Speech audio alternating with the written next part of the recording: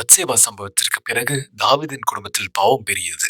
ஒரு போரில் ராஜாவாக தனது அதிகாரத்தில் ஈடுபட்டிருக்க வேண்டிய தாவீது விலையிருக்க முடிவு செய்ததால் அந்த பாவம் அரங்கேறியது. அதற்கு பிறகு அவரது மகன் அப்சலோம் அவருக்கு எதிராக கலகம் செய்து தன்னை ராஜாவாக முடிசூட்டிக் கொண்டு தன் தகப்பனுக்கு எதிராக போருக்கு வந்தார். அந்த போரிலிருந்து விலகி இருக்குமாறு தாவீதுக்கு அவரோடு இருந்த ஜனங்கள் அறிவுறுத்தினர். தாவீது அதற்கு செவிசாய்த்து தனது தளபதிகளை நோக்கி, அப்சலோமை என் நிமித்தம் காப்பாற்றுங்கள் என்று கட்டளையிட்டார்.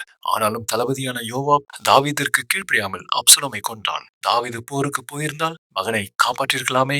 தாவீதின் கொள்ளுப்பாட்டியான ராகாப் என்னும் வேசியின் வழியாக தாவீதின் வம்சத்தில் நுழைந்த பாவத்தின் விளைவுகள் தான் விபச்சாரம், துரோகம் மற்றும் கொலை ஆகியவைகள். முற்பிதாக்களின் பாவங்கள் மற்றும் அக்கிரமங்களினால் பெறப்பட்ட அதிகாரத்தின் மூலமாக சாத்தான் குடும்பங்களில் கிரியை செய்கிறான்.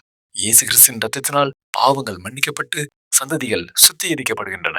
சுத்திகரிக்கப்பட்ட அந்த சந்ததியில் தான் இழந்த அதிகாரத்தை திரும்பவும் பெறுவதற்கு சாத்தான் தொடர்ந்து போராடுகிறான். மாம்சத்தோடும் ரத்தத்தோடும் அல்ல, துறைத்தனங்களோடும் அதிகாரங்களோடும் இப்பிரபஞ்சத்தின் அந்தகார லோகாதிபதிகளோடும் வான மண்டலங்களில் உள்ள பொல்லாத ஆவிகளின் சேனைகளோடும் நமக்கு போராட்டம் உண்டு என்று பரிசுத்த வேதாகமம் கூறுகிறது. தாவீது போரில் பங்கு பெறாமல் இருந்தது போல ஆவிக்குரிய போராட்டத்திலிருந்து விலகி இருந்தால் சாத்தான் தான் இழந்த அதிகாரத்தை கைப்பற்ற வகை தேடுவான். இயேசு கிறிஸ்துவின் நாமத்தினாலே பெற்ற அதிகாரத்துடன் சர்வாயுத வர்க்கத்தை தரித்துக் கொண்டு இந்த பொல்லாத ஆவிகளின் சேனைகளோடு போர் செய்து அவைகளின் கிரியைகளை அழித்து சந்ததிகளை காக்க வேண்டியது இயேசு கிறிஸ்துவை விசுவாசிப்பவரின் கடமையாகும்.